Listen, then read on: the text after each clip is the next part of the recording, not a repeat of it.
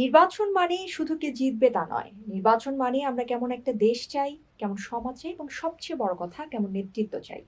আমরা এমন একটি বাংলাদেশ চাই যেখানে নিরাপত্তা থাকবে, স্বাধীনতা থাকবে, ন্যায় বিচার থাকবে এবং উন্নয়ন থাকবে। আর এই সবই হবে মানুষের জন্য, মানুষের সাথে এবং মানুষের কল্যাণে। আমরা এই সবকিছুই একসাথে জানতে এবং দেখতে অবশ্যই আপনারা চোখ রাখছেন বাক্সতে এবং আজকের বাক্সতে আমাদের জন্য অতিথি হয়ে এসেছেন ডক্টর রেজওয়ানা করিম স্নিগ্ধা, সহযোগী অধ্যাপক, জাহাঙ্গীরনগর বিশ্ববিদ্যালয়। ডক্টর রেজওয়ানা করিম স্নিগ্ধা, আপনাকে বাক্স স্টুডিওতে স্বাগত। আপনার সাথে আজকে আমরা নির্বাচন নিয়ে আসলে অনেক গল্প করব। তো আপনাকে স্টুডিওতে তো অবশ্যই স্বাগত এবং সেই সাথে প্রথমেই যে ব্যাপারটা আপনার কাছে জানতে চাই সেটা হচ্ছে যে সামনের ত্রয়োদশ জাতীয় নির্বাচন, এই নির্বাচন নিয়ে আসলে আপনার ভাবনা কি বা কেমন নেতৃত্বের হাতে আপনি আগামী বাংলাদেশ দেখতে চান? না, ঈশ্বর প্রথম কথা হচ্ছে কি, এই নির্বাচনটা এক অর্থে ইন্টারেস্টিং। কারণ দুটো বিষয়। একটা বিষয় হচ্ছে এরকম নির্বাচন বাংলাদেশের মানুষ আসলে দেখেনি। এর আগে কিন্তু কখনো এই ধরনের নির্বাচন হয়নি। কারণ ৯০-এর দশক থেকে যখন নির্বাচনটা হয়েছে আ সংসদীয় ব্যবস্থায়, তখন যেটা হয়েছে যে নির্বাচন বিএনপি, আওয়ামী লীগ এইটাই মূলত প্রতিদ্বন্দ্বিতাপূর্ণ একটা ইলেকশন এবং ওই ইলেকশনগুলো কিন্তু অন্যরকম আবেদন ছিল। আবেদনটা কিরকম? আমার মনে আছে যে সারারাত আমরা বিটিভি নামক একটি মাত্র চ্যানেল এবং সারারাত নির্বাচনেরই হবে। তো সবাই কাগজ কলম নিয়ে বসে যেত এবং মুখস্থ থাকতো। কোথায় শেরপুর, কোথায় গোপালগঞ্জ থেকে শুরু করে পঞ্চগড় বিভিন্ন জায়গাতে। এবং প্রার্থী কারা, কারা, হ্যাঁ, ওটা সম্পর্কে মানুষের আইডিয়া হয়ে যেত। মানে কোথায়, কোথায় কোন প্রার্থী। আপনার চায়ের আড্ডা, বাসা, এই প্রত্যেক জায়গায় এবং ওই নির্বাচনগুলোতেও কিন্তু আলাপ যেটা হতো, তর্কগুলো যখন হতো, আমার স্পষ্ট মনে আছে সেই তর্কগুলো হচ্ছে ইশতেহার নিয়ে। যে অমুকে আসলে এটা করবে বলছে, তমুকে আসলে এটা করবে বলছে। এবং ইট ওয়াজ রিয়েলি ভেরি নাইস। আমি কিন্তু এই শৈশবটাকে এখন মিস করছি সত্যিকার অর্থে। কারণ ওই নির্বাচন যখন এত সুযোগ কম ছিল, এত কিছু ৯৬, ৯০, মানে ৯১, প্রচারণার মাধ্যম এত কম ছিল, মাধ্যম কম, হ্যাঁ, শুধুমাত্র বিটিভি এবং পত্রিকা। হ্যাঁ, ওটার মধ্যেই একটা অদ্ভুত সচেতনতা ছিল মানুষের মধ্যে, সামাজিক সচেতনতা। সেই সামাজিক সচেতনতার একটা কোর সিট ছিল যে আসলে কোন দল দেশের জন্য কি করবে। সর্বশেষ আমার মনে আছে যখন আপনার ২০০৮-এর যে ইলেকশনটা হয়েছিল, সেখানে যেমন আপনার তৎকালীন যারা আওয়ামী লীগ ছিলেন তারা বলছিলেন যে ডিজিটাল বাংলাদেশ। তখন সকলে কিন্তু ডিজিটাল কি, এই যে মানুষ ডিজিটাল কেন হবে, ডিজিটাল দিয়ে কি হবে, এটাই স্বাভাবিক প্রক্রিয়া। ডিজিটাল বাংলাদেশটা আসলে কেমন, মিনিংটা কিরকম, কেমন, যেমন মনে করেন এখন যেরকম ফ্যামিলি কার্ড কি, এটাই হচ্ছে আমাদের স্বাভাবিক একটা বেড়ে ওঠে। এবং আমার মনে হয় এটা খুব খারাপ না, এটাই ছিল সুস্থ একটা ধারা। এই ইলেকশনের প্রথম সংকট হয়েছে যে এই লড়াইটা, এই জাতীয় লড়াই আমরা দেখেই অভ্যস্ত না।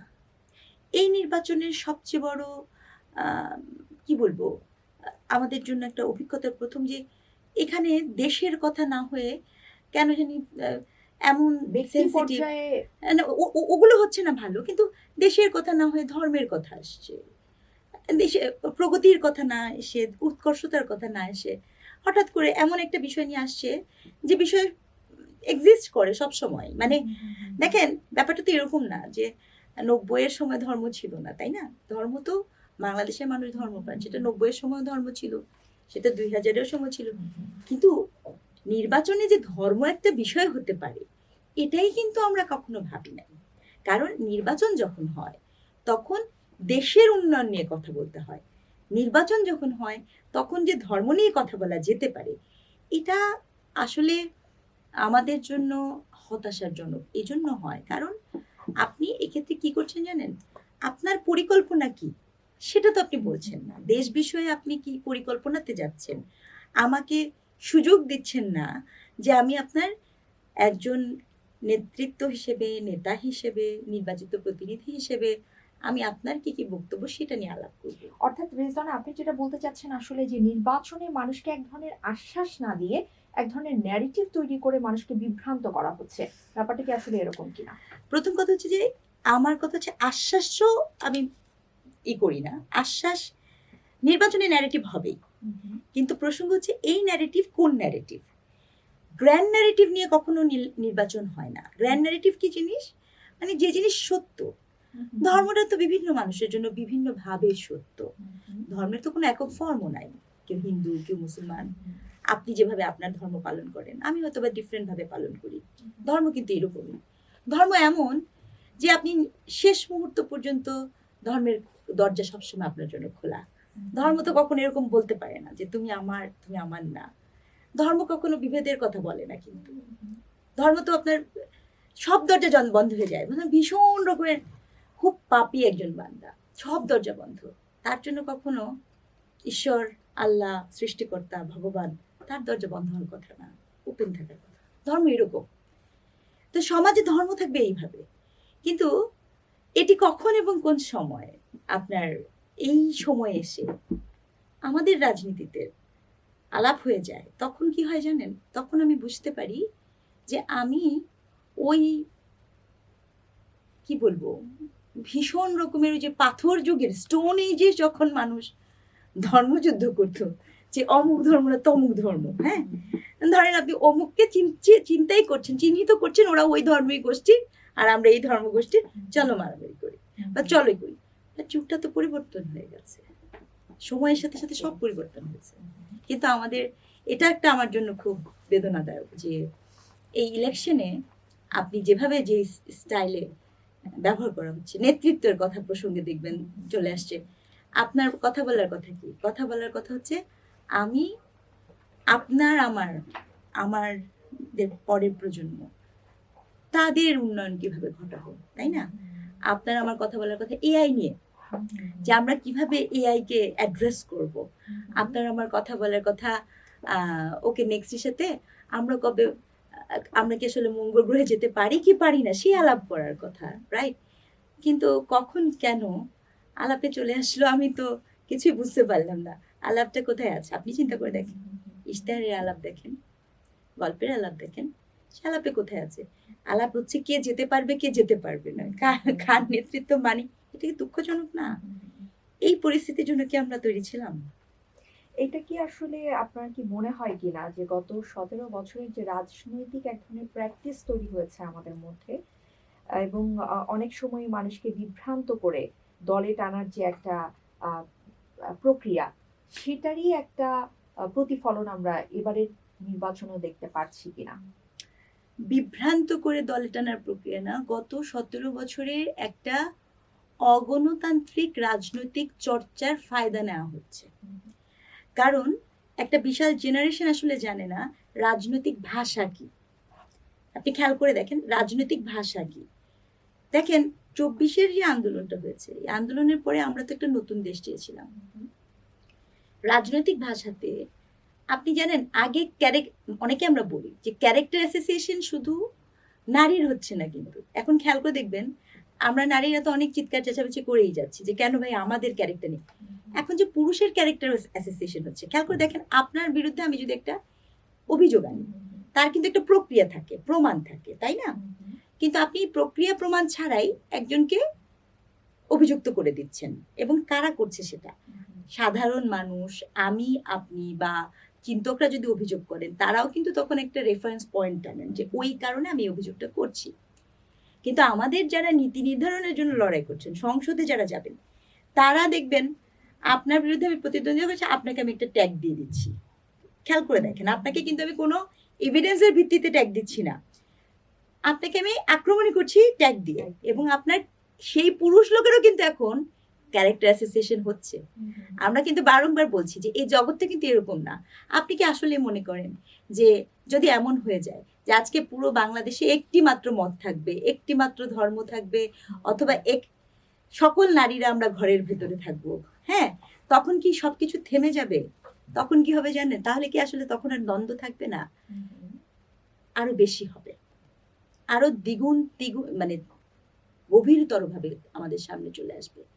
এই যে দেখতে না পারার সংকটটা গত 17 বছরে আসলে হয়েছে কি, আমি আপনাকে একটা ছোট কথা বলি, একটা এক্সাম্পল দিই। যেমন মনে করেন এই যে দুদিন আগে টুইটারের এক্স অ্যাকাউন্ট হ্যাক হওয়া নিয়ে যে কত হলো জামাতে আর আমিরের, উনি বলছেন হ্যাক না ইত্যাদি। কারণ আমার আসলে সেটা নিয়ে কোনো মাথা ব্যথা নেই।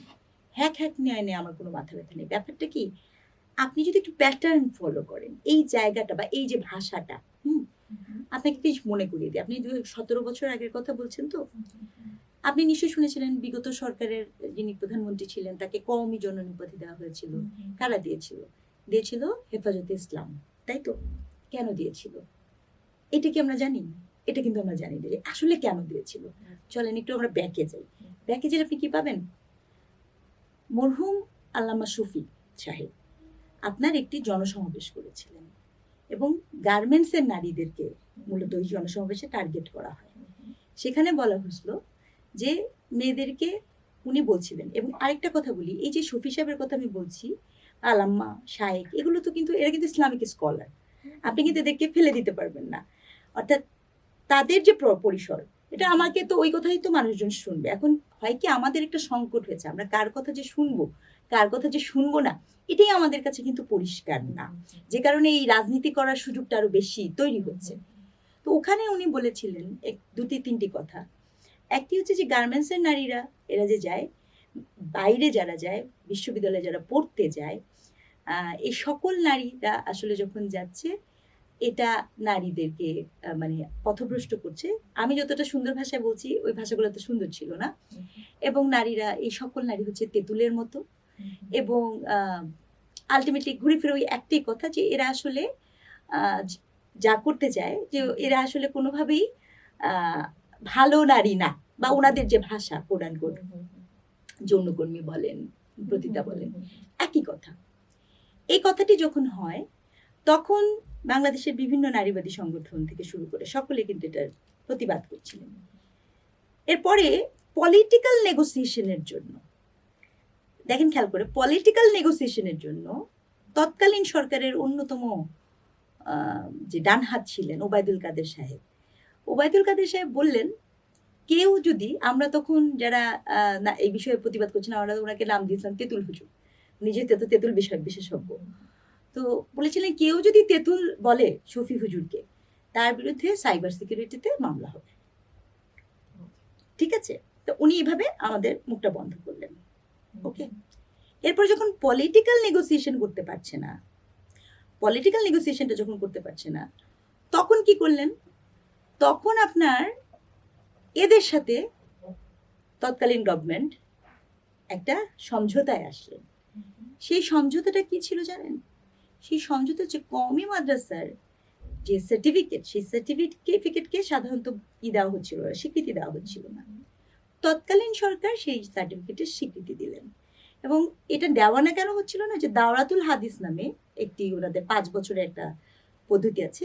আপনি 5 বছর পড়াশোনা করবেন, হতে পারে সেটা অনেক কঠিন পড়াশোনা, অবশ্যই হতে পারে, এটা নিয়ে আমার বক্তব্য নয়, কিন্তু পড়াশোনাটা 5 বছরে।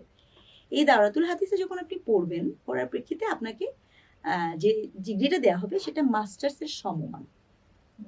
অর্থাৎ আমাদের সাধারণ প্রচলিত শিক্ষা ব্যবস্থায় একটা শিক্ষার্থী পড়ছে হচ্ছে 17 বছর, 12 বছর স্কুলে এবং 5 বছর বিশ্ববিদ্যালয়ে, তারপরে যেয়ে সে একটা এমএর সার্টিফিকেট পাচ্ছে। আর দাওরাতুল হাদিসে আপনি পড়বেন ইন টোটাল 5 বছর, যে আপনি মাস্টার্সের সমমান সার্টিফিকেট নিয়ে ওই পরীক্ষায় বসবেন। অর্থাৎ এরপরে আপনি সকল পরীক্ষায় এলিজিবল বসার জন্য। এই কারণে তাকে উপাধি দেওয়া হলো কওমি জননী। ঠিক আছে? এই গল্পগুলো কিন্তু কোন এক অদ্ভুত কারণে, এই যে ধর্মকেন্দ্রিক আলাপ দেখে হয়তো বা মানুষ বলতে ভয় পায়। তাতে খেয়াল করে দেখবেন, এই যে এই কথাটা আমি আপনাকে কেন বলছি, এগুলো যখন হয়েছে তখন কন্টিনিউয়াস, এই যে শফি সাহেব যে ওপেনলি বলেছেন, এই যে আপনি যদি একটু আমাদের ওয়াজগুলো দেখেন, সেখানে নারীকে কি ভাষায় বলা হয়, আপনি একটু ইউটিউব খুলে খালি দেখেন, নারী লেখেন আর ওয়াজ লেখেন। আমরা অনেকবার বলেছি যে হেটি স্পিচ প্রডিউস করা হচ্ছে, মিসোজেনিস্ট একটা নারী বিদ্বেষপূর্ণ বক্তব্য দেওয়া হচ্ছে, এবং সেটি কিন্তু একটা ইম্প্যাক্ট পড়েছে।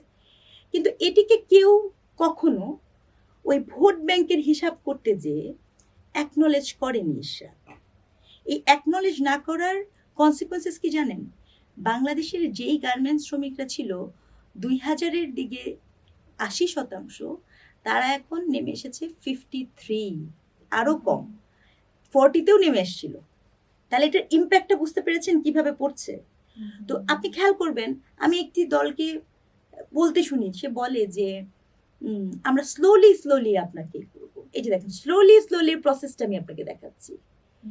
তো এখন এই যে বাংলাদেশের ইকোনমি হ্যাম্পার্ড হচ্ছে, 51% মানুষকে আপনি যদি ঘরের ভিতরে নিয়ে আসেন এবং ঘরের ভিতরে নিয়ে এসে আপনি যখন তাকে গৃহবন্দী করার একটা প্রজেক্ট নিয়ে যখন দাঁড়ান 2026 সালে, এবং সেটি আপনি এমনভাবে উপস্থাপন করেন, আপনি বলেন যে আপনি আসলে এগুলো করছেন না, আপনি আসলে সম্মানিত করছেন, আপনি আসলে মাথায় তাজ করে রাখার জন্য ঘরে রাখছেন, কিন্তু এই যে বাইরে বের হওয়ার প্রজেকশনটাই তো খুবই প্রবলেমেটিক প্রজেকশন। আপনি বলছেন যে আপনি ইসলামের মতো একটা সেন্সিটিভ বিষয় নিয়ে এসে দাঁড় করিয়ে দিচ্ছেন আমাদেরকে, এবং এক্ষেত্রে তো আমাদের তাহলে পুরো রাষ্ট্রটাকেই আপনার ইসলামাইজেশন করে ফেলতে হবে। তাহলে সেটা করেন, আমার কোনো সমস্যা নেই। যখন রাষ্ট্র এরকম হবে তখন তো আমরা সকলে মানতে বাধ্য, রাইট?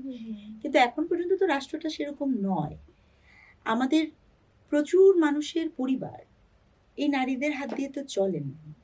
আপনি এক মুখে কত কথা বলবেন? যেমন মনে করেন আপনি বলছেন যে, আমি শুনলাম মানে এই যে অনেকেই ওনাদের দলে এরকম বলছেন যে আমরা মাকে ভয় করি, মা আমাদের পরিবার চালান, মাই নিয়ন্ত্রণ কর্তা।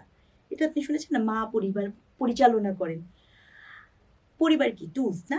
তা পরিবার যদি মা পরিচালনা করেন আপনি বলছেন, আবার আপনিই বলছেন, ওনাদেরই নারী নেত্রী বলছেন পরিচালনা করে হচ্ছে পুরুষ, আমাদের পরিচালনা করে পুরুষ। তাহলে এক এক সময় এক একটা কথা হয়ে যাচ্ছে না?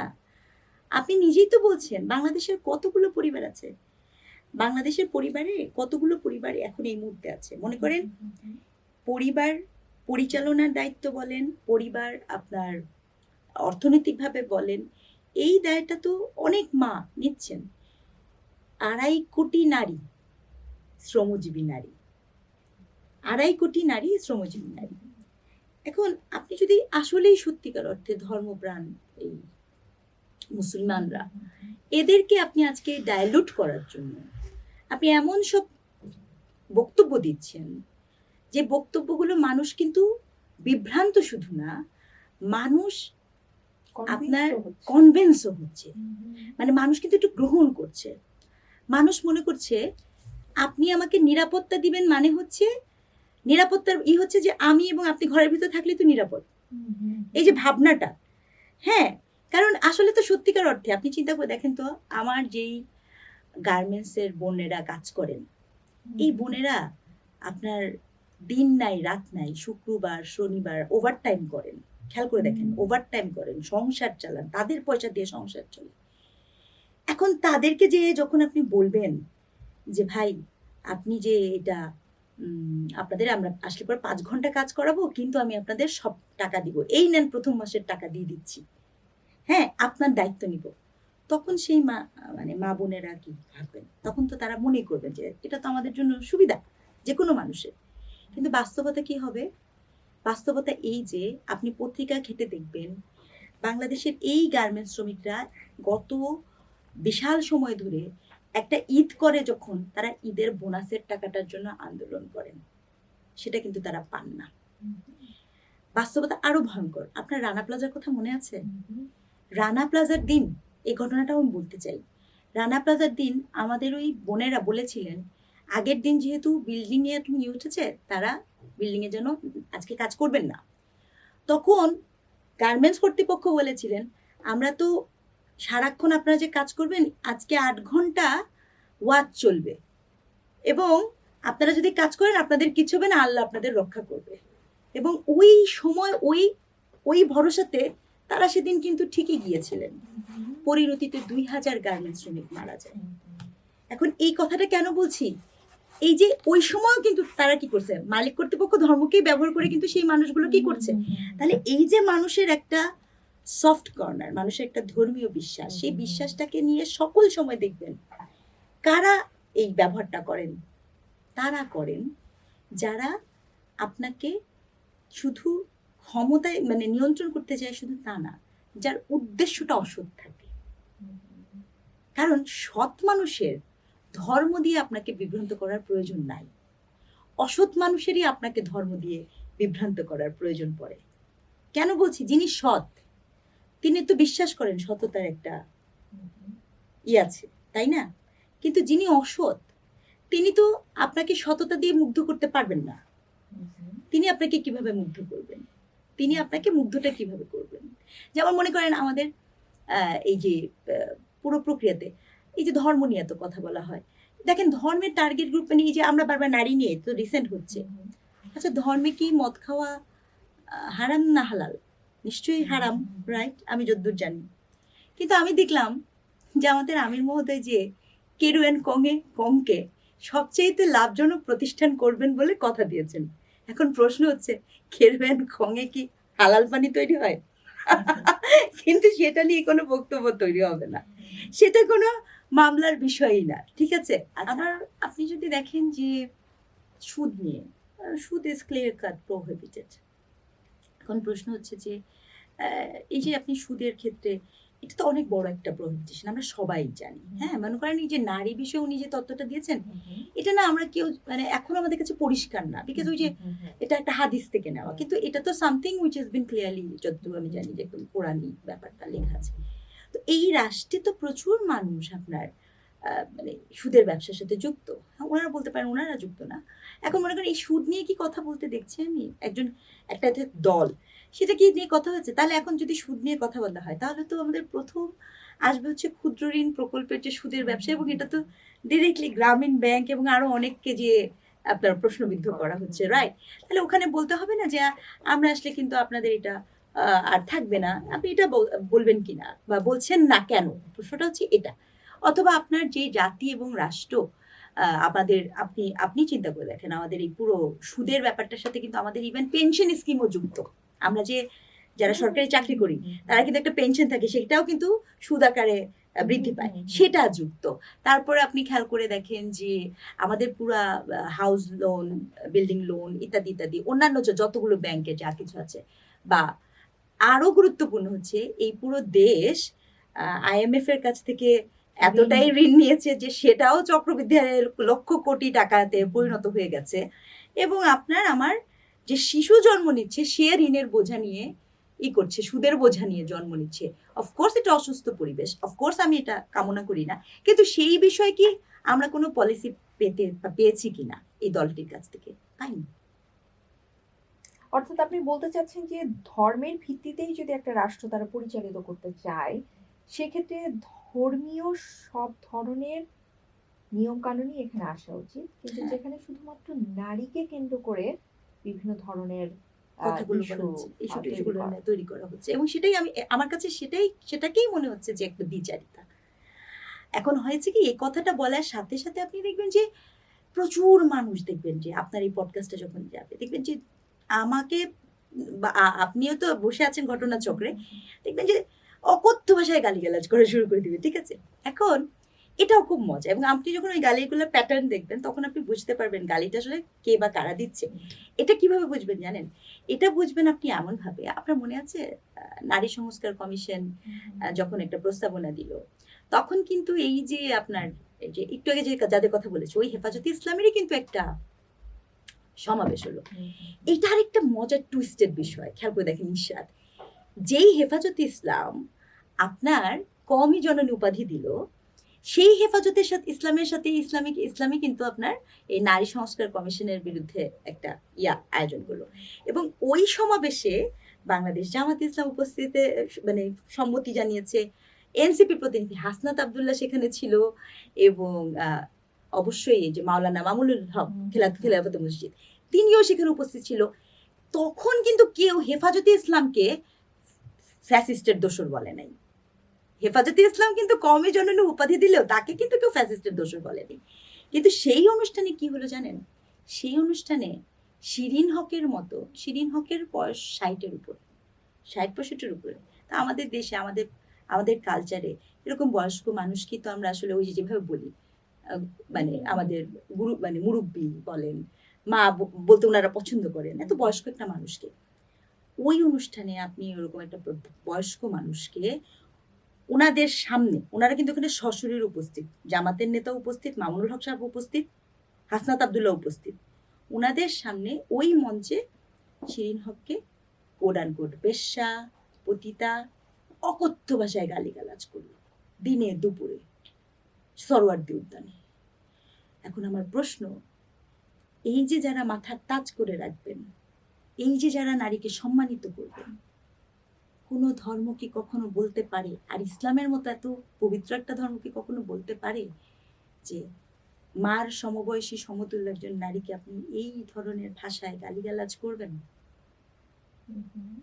এবং ঘরের বাইরের নারীদেরকে কিন্তু একটা উপাধি দিয়ে বা একটা টাইটেল দিয়ে তারা আটকে ফেলছে। যত ধরনের কাজই নারী ঘরের বাইরে করছে তাদেরকে কিন্তু একটা জায়গায় এনে, যে কথাটা আপনিও বারবার বলছেন, একটা টাইটেল দিয়ে কি, এটা কি আপনার মনে হচ্ছে কিনা যে একটা টাইটেল দিয়ে বারবার আটকে ফেলা হচ্ছে, এবং যেটাতে আমরা নিজেরাও অনেক সময় অনেক বিব্রত বোধ করি বা অনেক সময় অনেক অস্বস্তি বোধ করি, যে কারণে এখন ঠিক নির্বাচনের আগে আগে একটা বিশাল জনগোষ্ঠী কিন্তু নারী ভোটার, এবং এবারে নির্বাচনে তারা কিন্তু খুব গুরুত্বপূর্ণ একটা ফ্যাক্টর। কিন্তু তাদের অনেক সময়, আমিও একজন কর্মজীবী নারী, আপনিও একজন কর্মজীবী নারী, কিন্তু এই যে একটা টাইটেল দিয়ে যে আমাদেরকে একটা জায়গায় আটকে ফেলা হচ্ছে, এটাতে কিন্তু আমরা এক ধরনের অস্বস্তি বোধ করি সবাই, এটাকে কিন্তু খুব ভালোভাবে আমরা নিতে পারি না। তো এই ধরনের একটা ভীতি তৈরি হচ্ছে কিনা অনেকের মধ্যে? না, ভীতি তো তৈরি তো হবেই, কারণ ভীতি না তৈরি হওয়ার তো কোনো কারণ নেই। কারণ আমি আপনাকে আফগানিস্তানের যে কথাটা বলছিলাম না, আফগানের নারীর ক্ষেত্রে কিন্তু আমি এটাও বলি যে আফগানের মেয়েরা, আপনি দেখেছেন 2 দিন আগে আফগানিস্তান কি করেছে, দাস প্রথা এবং বর্ণ প্রথাকে লিগালাইজ করেছে। আফগানিস্তানের মেয়েরা প্রকাশ্যে হাসতে মানা, ঘরের ভিতরে জোরে কথা বলতে মানা, মোবাইল ডিভাইস চালু করতে মানে হাতে থাকা মানা, ফেসবুক মানা। That is Afghanistan. আপনার ইরানে কি হয়েছে, মাশা আমিনি মেয়েটা হিজাব পরা, সাথে মাহরাম হিসেবে ছোট ভাই, মাশা আমিনিকে বলা হলো প্রপার ওয়েতে হিজাব পরা হয়নি, তাকে তুলে নিয়ে যাওয়া হলো ভাইয়ের সামনে, বললো আমরা ছেড়ে দিব, মানে নিয়ে যাওয়া হলো, আপনাকে 100টা বেত্রাঘাত দিয়ে ছেড়ে দিব, প্রপার ওয়েতে হিজাব পরেনি। মাশা আমিনি লাশ বের হয়ে আসলো। হ্যাঁ, তো এই যে পুরো প্রক্রিয়াটা, আসলে কি কোনোদিন ইরান এমন ছিল? আপনি কি জানেন ইরান কত এনরিচ পারস্য সম্রাট ইসের? এবং সবচেয়ে বড় কথা, আমাদের যে আহ, ইসলাম ধর্ম, সেখানেও কি এরকম ভাবে নারীদেরকে আটকে ফেলার কথা বলা হয়েছে কি?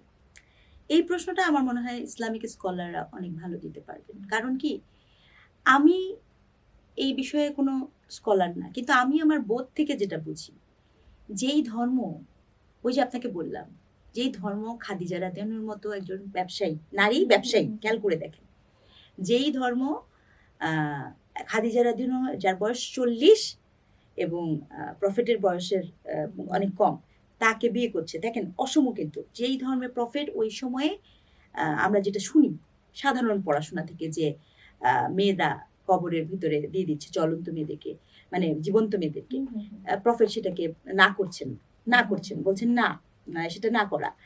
যেই ধর্ম বলছেন মাকে এত সম্মানিত করছে, নারীর বায়োলজিক্যাল রিপ্রোডাক্টিভ হেলথে করতে, যেই ধর্ম অবশ্যই সম্পত্তি সমঅধিকার নিয়ে আলাপ হতে পারে, কিন্তু এটা বলতে আমি নির্দ্বিধায় বলতে চাই, Islam is the one and only religion compare to other religion. আপনার হিন্দু ধর্মের কাছ থেকে কম্পেয়ার করলে, বা ইভেন দ্য খ্রিশ্চানিটির সাথেও কম্পেয়ার করলে, ইসলাম ধর্মে তো মেয়েদের একটা প্রপার্টি রাইটসও দেওয়া হয়েছে।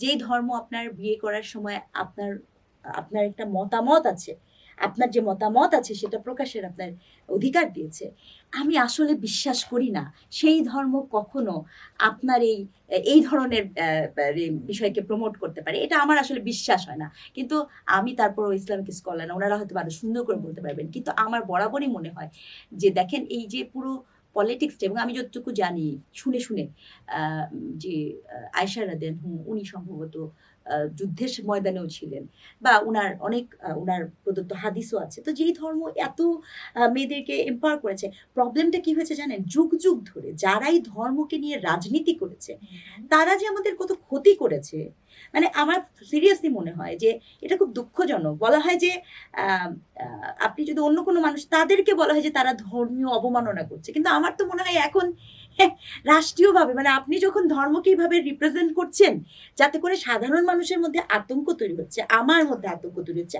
আপনার মধ্যে আতঙ্ক তৈরি হচ্ছে, এটা কি ধর্মের অবমাননা নয়? এই প্রশ্নটা তো আমার আসতেই পারে। মানে আপনি এখানে যে মেয়েরা আছে, এখানে এখানে আসলে মেয়েদের ব্যাপারে আলাপগুলাকে আমরা এইভাবে করবো কিনা, বা আসলে জাতি রাষ্ট্রের ক্ষেত্রে হবে কিনা। হয়েছে কি, আমার কাছে মনে হচ্ছে যে ইলেকশন আসাতে বাংলাদেশ জামাত ইসলাম একটা পার্মানেন্ট আমাদের একটা ক্ষতিও করছেন। এটা আমি বলতেই চাই। এই ক্ষতিটা কি জানেন? সেটা হচ্ছে যে এই যে আমাকে আপনাকে এমন জায়গায় পোর্ট্রেট করা। দেখেন, ইলেকশনের রেজাল্ট কি হবে আমি কিন্তু জানি না, ঈশ্বর, কিন্তু আমি এটা জানি, ধরেন এই ইলেকশনে যদি জামাত ইসলাম জিতুক বা না জিতুক, হারুক, এই যে কথাগুলা, এই কথাগুলা কিন্তু মানুষের মনে রয়ে যাবে। আমি আপনি কিন্তু রাস্তা দিয়ে নেক্সট টাইম হাঁটার সময় একজন মানুষ, সে কিন্তু যিনি ওই কথাটা বিশ্বাস করেছেন, তারা আমাকে আপনাকে কিভাবে পারসিভ করবেন, এই দায়ভার কি বাংলাদেশ জামাত ইসলাম নিবে? একদমই তাই। রিজওয়ানা করিম, খুব সুন্দর করে আসলে আপনি এই যে নারীকে একটা ওয়েপন হিসেবে ব্যবহার করা হচ্ছে অনেক সময়, অনেক ক্ষেত্রে, অনেক দল করছে, এই ব্যাপারটাকে খুব সূক্ষ্ম সূক্ষ্ম জিনিসগুলোকে আপনি ধরিয়ে দিয়েছেন, এবং সাধারণ মানুষের সহজ করে বোঝার জন্য যে জিনিসগুলো প্রয়োজন সেগুলো কিন্তু আপনি এরই মধ্যে মেসেজগুলো দিয়ে দিয়েছেন। আপনাকে আরেকটি বিষয় নিয়ে একটু প্রশ্ন করতে চাই, সেটা হচ্ছে নতুন ভোটার। যেহেতু আপনি একটা বিশ্ববিদ্যালয়ের শিক্ষক হিসেবে আছেন, আপনি কিন্তু কাছ থেকে নতুন ভোটাররা বেশিরভাগই শিক্ষার্থী, তাদেরকে দেখারও আপনার সুযোগ হয়েছে। নতুন ভোটাররা কিন্তু বেশিরভাগই প্রশ্নটা আবার করতে চাই। নতুন ভোটাররা বেশিরভাগই কিন্তু শিক্ষার্থী, এবং তাদেরকে কাছ থেকে দেখার আপনার সুযোগ হয়েছে, যেহেতু আপনি একটা বিশ্ববিদ্যালয়ের শিক্ষক হিসেবে আছেন। এবং বলতেই হয় জাহাঙ্গীরনগর বিশ্ববিদ্যালয় রাজনীতির যে এক ধরনের চর্চা সেখানে অনেক বেশি হয়। নতুন ভোটারদের উদ্দেশ্যে কি কিছু বলতে চান? নতুন ভোটারের ব্যাপারটা, শিক্ষার্থী না, শিক্ষার্থী তো বটে, কিন্তু এখানে না অনেক ডাইমেনশন আছে। প্রথম ব্যাপারটা হয়েছে কি, আমাদের নতুন যে জেনারেশনটা, এই জেনারেশনটার আমাদের জেনারেশনের বেড়ে ওঠার প্রক্রিয়াটা আলাদা। এইটা আমি জানি না বা আমাদের পলিটিশিয়ানরা এটাকে লোকেট করতে পেরেছে কিনা, বা আদৌ তারা ইন্টারেস্টেড কিনা। কারণ আমার অভিজ্ঞতা বলে তারা রিসার্চের ব্যাপারে খুব একটা ইন্টারেস্টেড হয় না। কারণ আপনি তো দেখতেই পাচ্ছেন কি বিষয় নিয়ে আমরা আলাপ করছি। কেউ কি আপনি শুনেছেন কোনো দল বলেছে এরপর থেকে আমরা যত কর্ম পরিকল্পনা নিব রিসার্চ বেসড আমরা একটা সিদ্ধান্ত নিব? আমি তো শুনিনি এরকম কথা কাউকে বলবেন না তারা। এটা বুঝলে তো আসলে ভিন্ন হতো গল্পটা। কারণ এবং এই রিসার্চ কিন্তু জরিপ বেসড রিসার্চ না, এই রিসার্চ হতে হবে আপনার কোয়ালিটিভ রিসার্চ। কেন বলছি, আমি আপনাকে বলি আসলে জেনজির সমস্যাটা কোথায়। এই যে জেনজিকে সমস্যায়িত করার একটা প্রক্রিয়া আছে, প্রজেক্ট আছে। আসলে জেনজির কি চায়, ডিমান্ডটা কি? দেখেন, 90-এর আগে আমাদের যে জেনারেশন, সেই জেনারেশনের বাচ্চা বড় হয়েছে পরিবারের দায়িত্ব নেওয়ার জন্য, বুঝছেন? মানে ওখানকার ছবিগুলো দেখবেন, বাবা মা সারাক্ষণ শিখেছে যে তোমাকে বড় হয়ে কিছু হতে হবে, এই জন্য যে পরিবারের দায়ভারটা নিতে হবে। অর্থাৎ এটা এইরকম একটা জেনারেশন গেছে। তো আমরাও সেটাই ফলো করেছি 90-এর দশকের যারা। 2000 পরবর্তী যে জেনারেশন তৈরি হয়েছে, সেই জেনারেশন না পরিবার থেকে তখন বিচ্ছিন্ন হওয়া শুরু করেছে। কেন বিচ্ছিন্ন হওয়া শুরু করেছে এটা একটু আমি আপনাকে বলি। এই বিচ্ছিন্ন হওয়ার মূল কারণটা কি ছিল? কারণ তখন এইখানে একটা অদ্ভুত চিন্তা আসছে। সেই অদ্ভুত চিন্তাটা না খুব ভয়ঙ্কর চিন্তা। তখন পরিবারের দায়িত্বের চিন্তা না, এবং খুব মানে কি বলবো, পুঁজিবাদী একটা চিন্তা। সেটা কি? সন্তানকে বড়লোক হতে হবে, অর্থ উপার্জন করতে হবে। মানে আগে যেটা ছিল দায়িত্ব, 2000-এর পরবর্তীতে হচ্ছে হাউ মাচ ইউ আর্ন, এবং money is the standard of your earning, মানে মানে স্ট্যাটাস। খেয়াল করে দেখেন, এগুলো আপনি কোথায় পাবেন জানেন? এরশাদ, আপনি তো কমিউনিকেশনের লোক, আপনি নিশ্চয়ই জানেন যে আমাদের যে ছবিগুলো হয়, এটা তো আমাদের চিন্তাকে রিফ্লেক্ট করে না, সমাজের টাইম ফ্রেমকে রিফ্লেক্ট করে। আপনি খেয়াল করে দেখেন এই সময় সবচেয়ে জনপ্রিয় মুভিগুলো দেখেন, দেখেন আমাদের সময় যে মুভিগুলো ছিল আমাদের মনে আছে, ওই যে জসিম, ইলিয়াস কাঞ্চন, এরা এরা এসে বলতো যে বাবা মা আমি ফার্স্ট ক্লাস ফার্স্ট হয়েছি কিন্তু আমি এখন বেবি ট্যাক্সি চালাই, মানে দায়িত্ব নিতে হবে, ব্যাপারটা এরকম ছিল। এর পরের জেনারেশন আমি দেখলাম যে 90-এর দশকের শেষের দিকে একটা রোমান্টিক জেনারেশন ডেভেলপ করলো, যারা তখন ওই যে শাহরুখ খান থেকে শুরু করে এরকম অনেকটা জেনারেশন, যেখানে ভালোবাসা একটা গুরুত্বপূর্ণ বিষয় হলো। বা আমাদের বাকের ভাই বলেন, আমরা কিন্তু ওই জেনারেশন না, একটা একটা ফিকশিয়াস ক্যারেক্টার বাকের ভাই, তার সাথে অন্যায় হচ্ছে দেখে আমরা মাঠে নেমে পড়ি, মানে আমাদের আবেগটা চিন্তা করে দেখেন, মানে আমরা কিন্তু অন্যায়টাকে রেজিস্ট করতে চাচ্ছি যে বাকের ভাইয়ের ফাঁসি কেন হবে।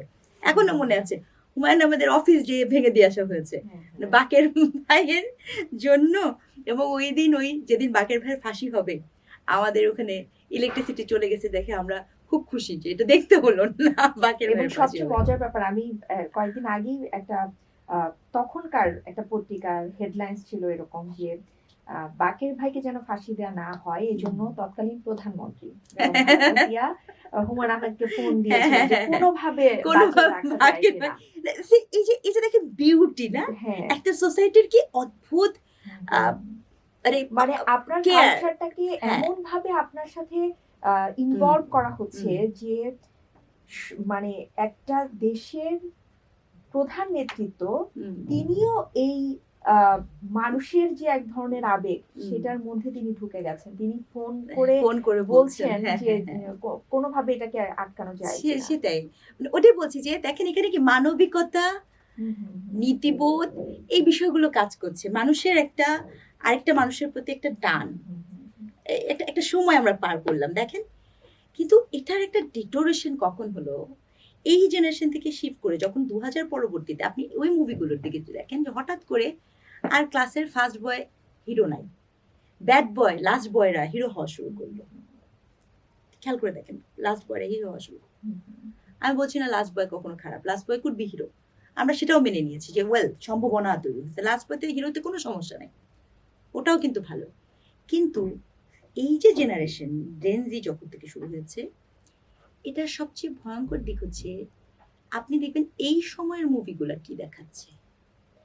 এই সময়ের সবচেয়ে আলোচিত ইন্টারন্যাশনাল টিভি সিরিজ হচ্ছে মানি হাইস্ট, অর্থাৎ আপনি অর্থ নেয়ার জন্য যে কোনো কিছুই করতে পারেন, আপনি ব্যাংক লুট করতে পারেন। এই সময়ের জেনারেশনের সবচেয়ে ফেভারিট হচ্ছে স্কুইড গেম, এবং স্কুইড গেমের প্রথম পর্ব বলেন সেকেন্ড পর্ব বলেন মানে everything centre to money, you can do anything and everything. That's a very alarming thing, এটা কিন্তু খুব অ্যালার্মিং, এবং এটা নিয়ে কিন্তু বাইরের রাষ্ট্রে এগুলো নিয়ে অনেক সমালোচনা হয়, ক্রিটিক হয়। আমাদের এখানে ক্রিটিক কেউ শোনে না, বাইরের গভীরতাটা বোঝার চেষ্টা করে না। আমি সেদিনও দেখলাম সুড়ঙ্গের মতো একটা মুভিকে আপনার এর আগেও চলচ্চিত্র পুরস্কারিত করা হলো, দ্বিতীয় দফাও করা হলো।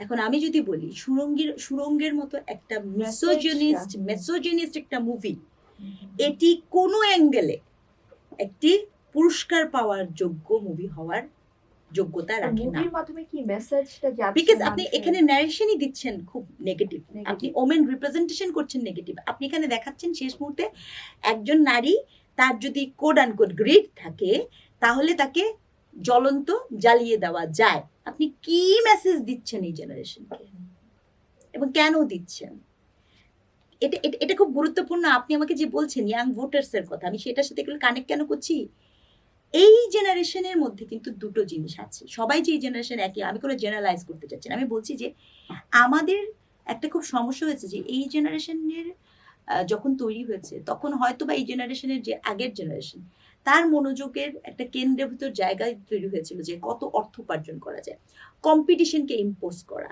নিজের পরিবারের মধ্যে বলা যে তোর অমুক ভাই এটা করছে বা তোর বোন এটা করছে তুই কেন করতে পারিস না, হয়তো বা এটা তাকে অনেক বেশি বিচ্ছিন্ন করছে, ট্রমাটাইজ করছে, একাকিত্বের মধ্যে সে একটা বড় হয়েছে। আগে আমাদের সময় আমাদের ছেলেপেলেরা মাঠে যেত, খেয়াল করে দেখেন মাঠের একটা খেলা হতো, অথবা ইভেন এখন তো আমার এটাও মনে হয় টঙের দোকানে বসে ছেলেরা আড্ডা দিত, ঠিক আছে, ওই আড্ডারও একটা সোশ্যাল ব্রাদারহুড তৈরি হতো, বুঝতে পারছি। কিন্তু এই জেনারেশন কি হয়েছে, একটা চার দেয়ালের ঘরে একটা পিসির সামনে আবদ্ধ হয়ে গেছে, যে কারণে এই জেনারেশনের কাছে ওই চার দেয়ালের পিসির সামনে থাকাটা, তার পুরা মনোযোগটা দেখেন সাইবার স্পেস কেন্দ্রিক। এটা আমাকে অ্যালার্মিং করে।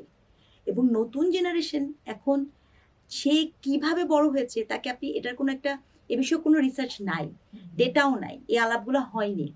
এবং এটা ইন্টারেস্টিং এই জন্য, কারণ আমি তো দেখতে পাই যে এই জেনারেশনের মধ্যে 3-4 ধরন দেখতে পাই। কিছু ছেলে পেলে ভীষণ রকমের প্রগ্রেসিভ, খুবই প্রগ্রেসিভ।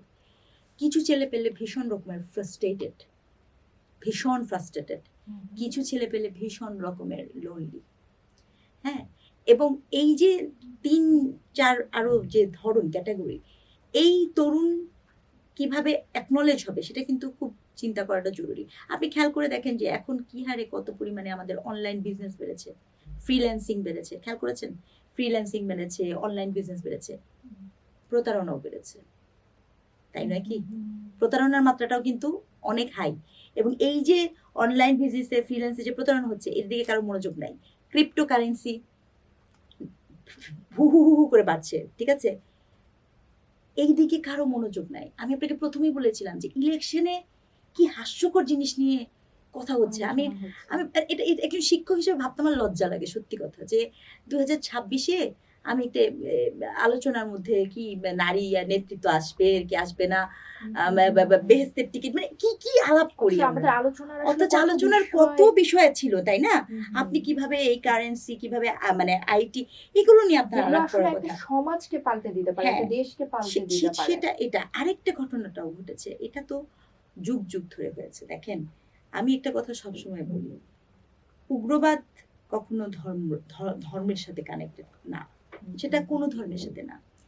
এবং উগ্রবাদিতা কোনোভাবে একক কোনো ধর্মের সাথে যুক্ত না, এটা কিন্তু খুব পয়েন্ট টু বি নোটেড। কারণ হচ্ছে আমরা অনেক সময় ভুল করি, অনেকে মনে করে যে উগ্রবাদী বললে শুধু ইসলামকে বোঝা যায়। আমি আপনাকে সর্বশেষ একটা কথা বলি, যে এই যে ক্রিসমাস হলো না, তো ইন্ডিয়াতে কি হয়েছে, ইন্ডিয়াতে হিন্দু উগ্রবাদী যারা আছে তারা চার্চে আক্রমণ করেছে, অনেকগুলো চার্চে আক্রমণ করেছে। কিন্তু তো ইভেন বুদ্ধিস্ট মঙেও কিন্তু উগ্রবাদিতা আছে। এখন ঘটনা হচ্ছে, এই যে উগ্রবাদিতা, এই উগ্রবাদিতাকেও কিন্তু খুবই সুকৌশলে প্রমোট করা হয়, এবং এই বিষয়ে কারো কোনো মনোযোগ নাই। এবং সেটা সবসময় ধর্মীয় হবে এমন না।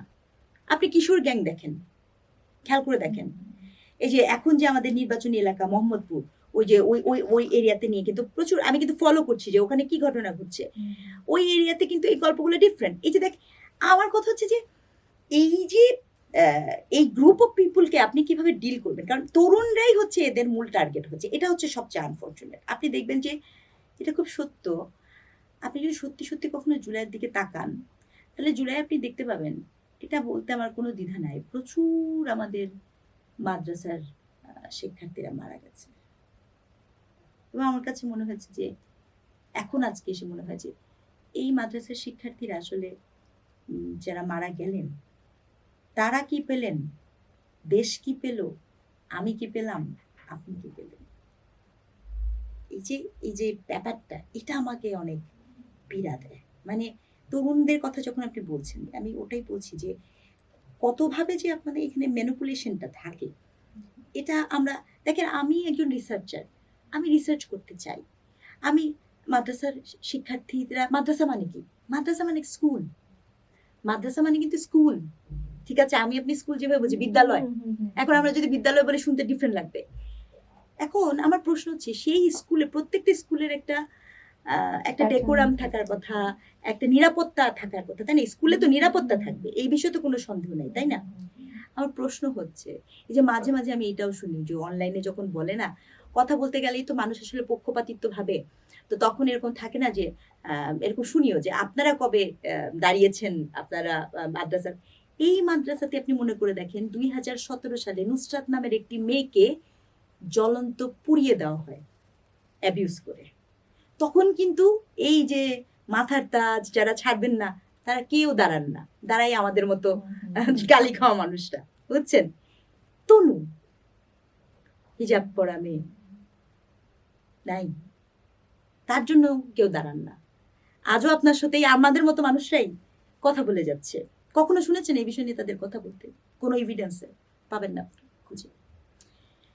আরো বলি আপনাকে, আপনি এই মাদ্রাসার মধ্যে কত কত ছেলে বাচ্চা অ্যাবিউজের ঘটনা হচ্ছে না, পত্রিকা আসছে না, কখনো শুনেছেন সেটা নিয়ে কথা বলতে? তাহলে এখন সেটা নিয়ে তো আমাদের ভাবতে হবে, সেটা নিয়ে তো বলতে হবে, কিন্তু এগুলো নিয়ে কেউ কোনো কথা বলে না।